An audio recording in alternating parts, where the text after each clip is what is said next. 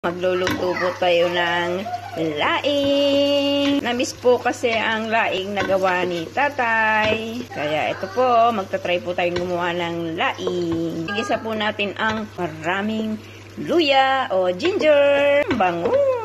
Pagka po tostado na ang luya, ilagay naman po natin ang bawang. Ilagay na po natin ang sibuyas. Baka po kayo nagtataka ba't ang dami nito kasi po may umorder po kasi sa akin ng laing. Kaya po ito madami kasi medyo madami-dami pong laing ang gagawin natin ngayon. Marami-dami po tayong rekadong gagawin. Mimiss din po siguro nilang laing ng kanilang mga latlola. Kaya ito po, umorder din po sila ng laing. Ito po, inilagay ko na po ang spinach leaves. Inilagay ko na lang po lahat ng 3 kilo dito. Kung natuyot na po siya, ililipat ko yung kalahati dito para mahalo ko po ng ayos. Tapos mamaya ko na lang po ulit isasalang yung isa. Kasi po, kung makikita nyo po, isa ko pong kaserola to. Tapos ito na po yung isa kong maliit na kaserola na sa ingan.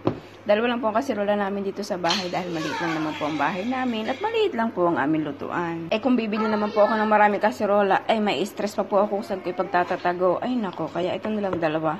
Madali pa ang buhay sa kusina kasi once na ginamit ko, huhugasan ko agad. Hindi po dadami ang aking tambak na hugasin. O, diba? Mom's tip. Hintay ko pong maiga itong si spinach. Ay, i-relax ko lang po sa inyo ang aming ginagamit dito. Gata ng nyog. Nilagyan ko na po siya na tono. So, okay po kung bagoong. Or yung dilis po, yung maliliit pong toyo. Wow, sarap po. Luin na lang po ng dahan-dahan hanggang po siya medyo maiga ng kaunti. Pag naiga na po siya ng kaunti, o lagyan na po natin ng suka at okay na po yan. Guys, almost done na po ang ating laing. Creamy. Super creamy na po siya. Lalagay ko na po yung aking pinalutong na bacon. Haluin lang po natin siya.